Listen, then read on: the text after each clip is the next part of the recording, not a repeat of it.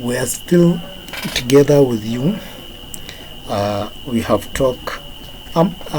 Please don't forget to subscribe. I have been writing this to you in the group, so I have to even tell you verbally that please do not forget to subscribe and like our channel. We like that. We are spending our time working hard to ensure that we do whatsoever we can do to give contribution to your life. So all we need from you is to subscribe. Your subscription is very important. We cannot even possibly imagine how important is it. So we have talked about parametered constructor, which is parameterized constructor or parameter constructor. So now we are going to cite an example in parameter constructor, but also let us make this previous project also into command line so that we can be able to just work with our parameterized constructor. Let us delete this so it will join the previous parametered command line note. So parameterized constructor, I have just copied it from what I have written in the group, so I will just now paste it and run the program to see the output. Sorry, so let me copy it. So now let us paste it.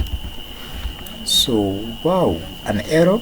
So okay, so the problem here is if you do not forget, even the non-argument constructor we discussed above, so we just managed to make non-argument constructor class to be the same with my constructor class, because we are working with my constructor class. We do not create a new class for those different categories of my constructor. I do that because I don't want to be creating classes. I know all you deserve to do is to understand what we are doing. So understanding is the most important things to do right now in this tutorial. I wish and I do hope you are understanding what we are doing.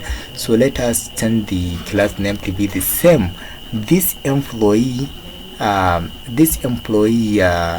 be the same with the class name, meaning that the constructor name, as you normally know, must be the same with the class name, because it is the constructor creating an object in the class, meaning that with the class name only you can create an object of that class. Even outside it, when you have the same public classes and you want to create some class within another class, so you have to create it with the name of the very previous class, so that you can create that object within that class. We will all come to that in the next classes, inshallah. Let us make it to be MC.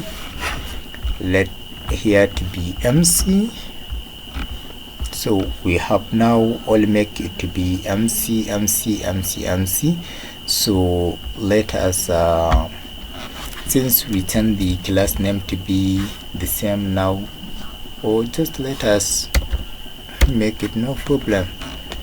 A very long integer is something with relevance to what we are all doing. You know, there is long, there is short, whatsoever, you know it. So it just assume it to be that. Control save, run. So you can see the output is now, you know, you have declared a variable of integer data type with the name employee ID, which save the value of ID in the memory, and string employee name, which save the value of employee name in the memory, that is in the library. So now in our class, you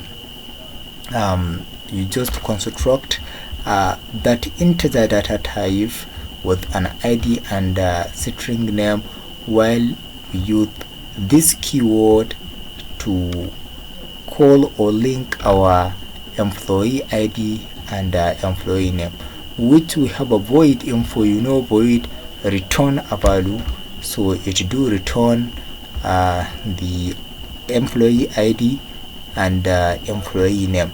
So then we provide a public void method main, just in short method main, so as to be able to print out what we have wrote in the console.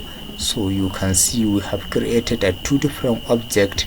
Those two different object, all object has a two attributes. Those are ID number, and which is integer, and the name, with the name is a string. So we have them Mahuta, and I print I myself, I print manager. So I do hope you all understand what we have done today. Thank you. Meet you in the next class.